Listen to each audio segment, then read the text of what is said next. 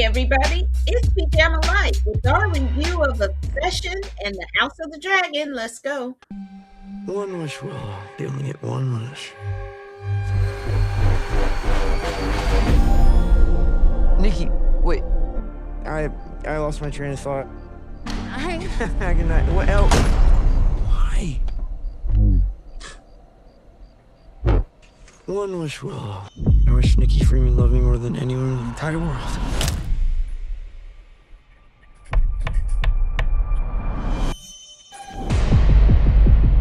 A love only the branch of a willow tree could conjure. Weird how you two are dating all of a sudden. Like, super dating. I think Nikki is going through something. Like what? Is she okay? No. Jeez, what kind of spells you put on her?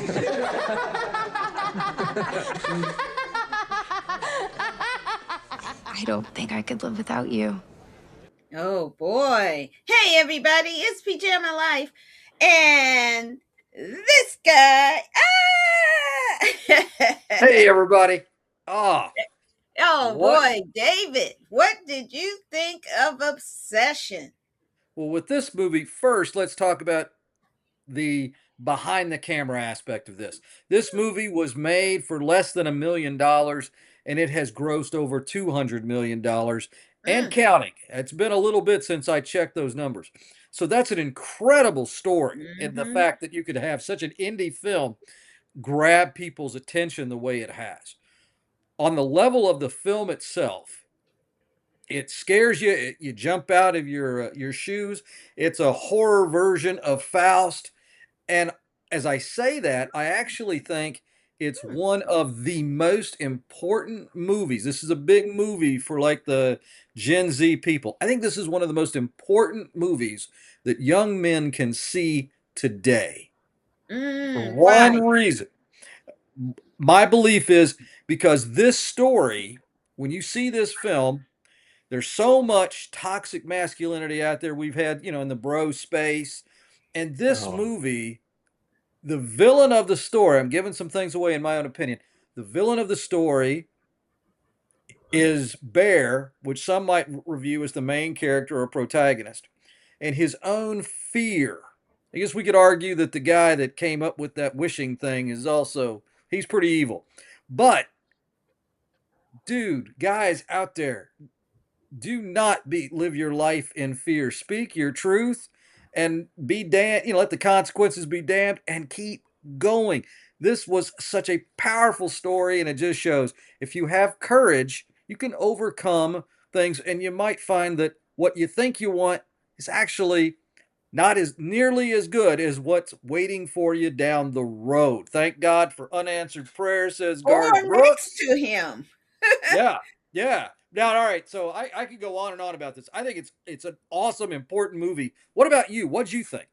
I just watched this today Yeah. and it was Bloomhouse, Bloomhouse and A24. They always do something interesting, in the horror space. This is really, I agree, David, with what you said. It's important. And I think one part of it was he had an opportunity and he just didn't take it. No. They literally asked him, "Do you like me?" Young men, if a girl asks, "Do you like me?" she already probably likes you. So you should go for it. And the thing is, if she says she doesn't, move on. Yes. Don't sit up there and be all like this is an obsession. Either step up or get off the pot. It's you girls don't like wishy-washy.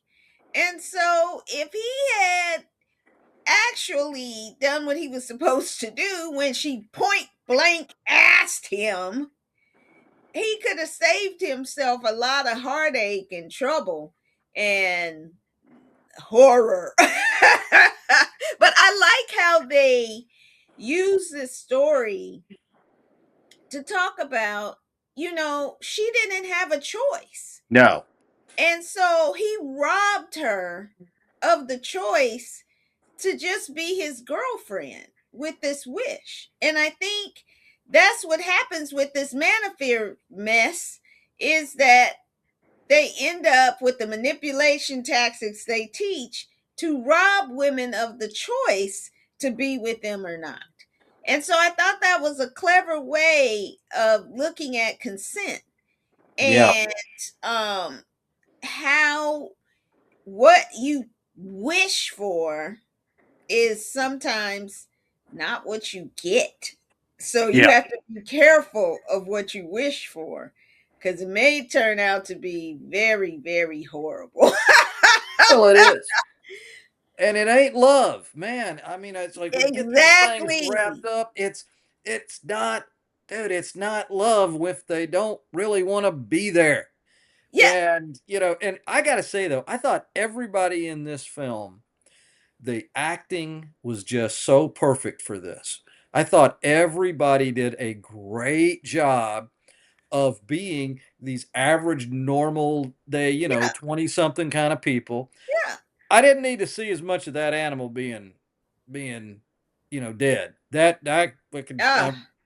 there's And I enough of kept that. wondering what that symbolized too, because it kept popping up, and uh it was like, this is interesting. They really going in with this animal stuff.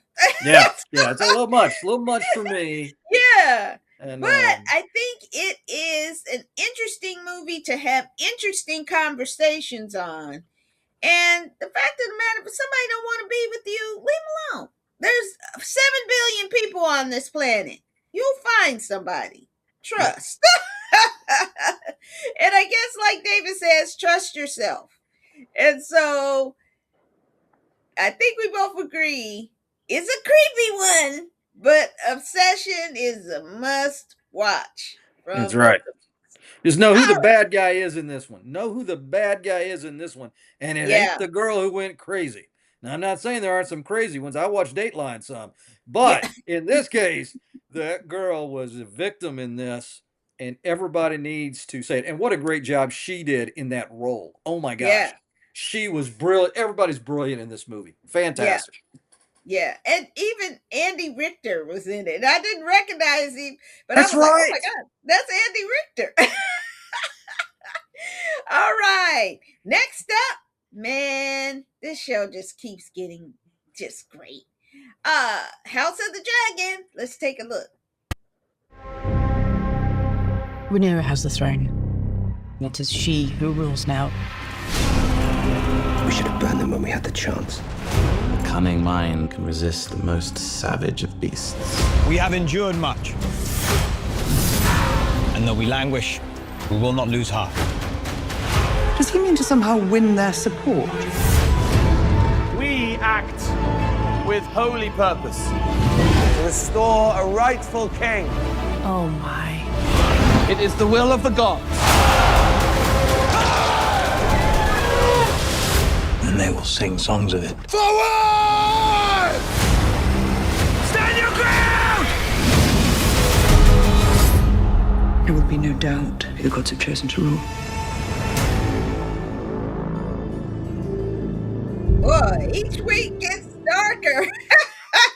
I like this week. It wasn't the flashiest of episodes, but a lot of groundwork is being laid, and to some really important stories. I think my favorite scene was when Laris read Aegon for filth. Woo, he broke him all the way down. He really As did. he should have. I mean, people get sick of somebody with all the advantages, riches, and anything he wants, and he's still complaining. And so Laris, man, he got him so much together, which I wonder if that is kind of a watershed moment for him and he'll get himself together. And the Alice is terrorizing everybody, and Aegon is, or what's his name? Aemond Yep. is, he's a great swordsman. And so he does what he does, but he's still creeping on the older women trying to get some. I'm just like, but you know who the real villain in this story is? There's two. Talk to me. Allison. She don't give a good damn about her kid or her grandkids. She done sat up there and was gonna take Elena with her, but leave Elena's baby. Just be like, oh well, that baby's just too much trouble. Just leave her behind. You'll be all right. She like, you have another one. Don't worry about it. And I'm like, how you gonna tell a young mother to leave her baby girl in a prison with the I said this Allison is a whole mess. She is Yeah. one of the most, I mean, think about that. That's cruel. And so it just shows her cruelty. And Ormond, he continues to be a great foil. I think he's up there with the uh Tywin Lannisters and his grandfather in terms of his strategic abilities. Because he's giving it to him, boy, and they just kind of looking around like Scooby Doo.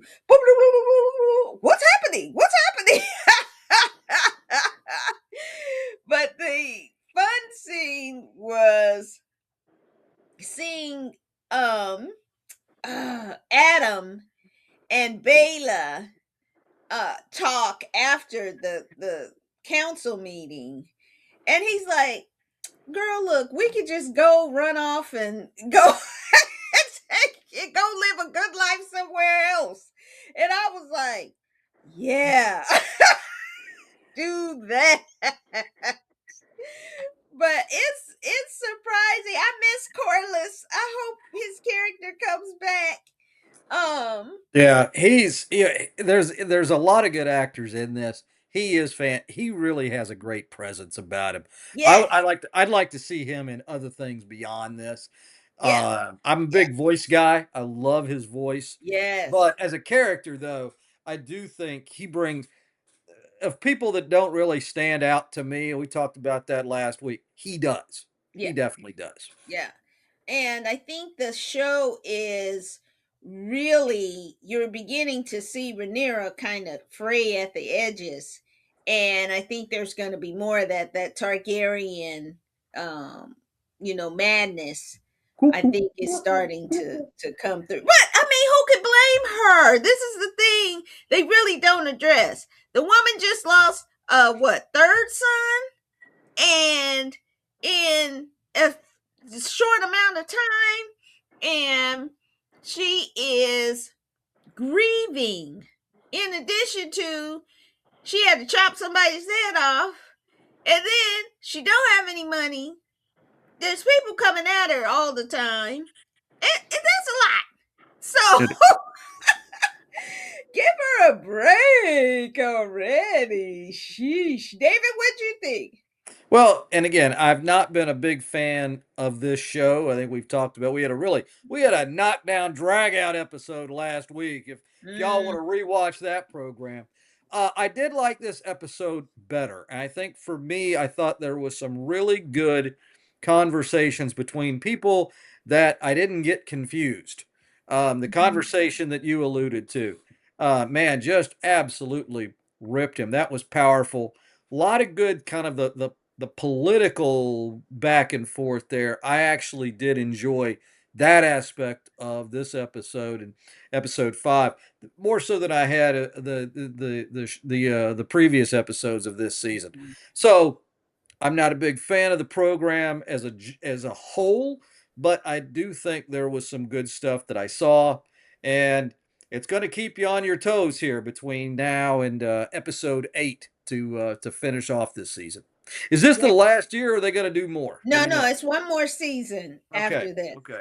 Um, And I wonder if it's going to cover the next king and kind of his a little bit of his story. But I just don't want it to end. I want there to be like 10 or 12 episodes, so you Oh wow. have the 4 episodes and 4 episodes and 4 or 9, so you get the acts, the first, second, and third acts, because Mm, usually the third act is like, ah, my god, so we're down to the last 3 episodes. yeah. So I don't always want them to focus on the big battle. Of course, this is what this season Yeah. is a huge battle that's coming up. I'm more interested in the political kind of intrigue and manipulations that are going on.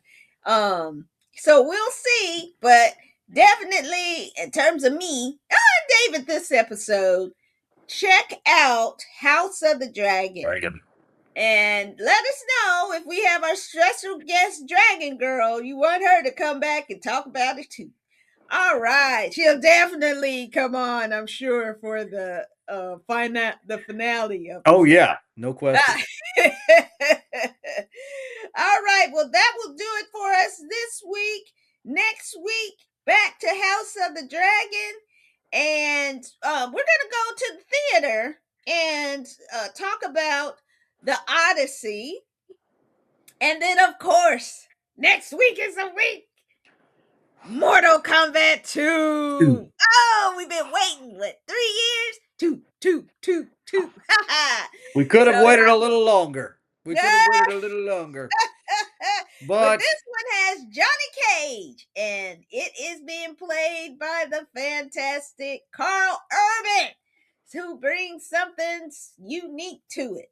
So definitely come and check us out. It might be some sparks flying. could be. As those of you who are devoted fans know, Mortal Kombat has been a bit of a line of demarcation between those who normally have incredibly wonderful, exquisite taste and those who, maybe not always, but on this case, were right to know how awful this thing is. So I really can't wait though to watch Mortal Kombat 2 to see. I've got my little brown bag I got from the last airplane trip. I didn't have to use it. I'm bringing it to the Mm, movies. that Gonna is get my so nasty. motion patch on, Yeah, and hey, let's go for a spin. Let's see what's going on with yeah. Mortal Kombat 2. Two, The two, Deuce. baby, The two. Deuce. All Well, let's see. right. The first one was very much a deuce. So let's see if this one is a deuce as well. Woo! Oh, Oh, you're gross. I am gross. I am gross. All right, we'll see you next time. Take care. Bye.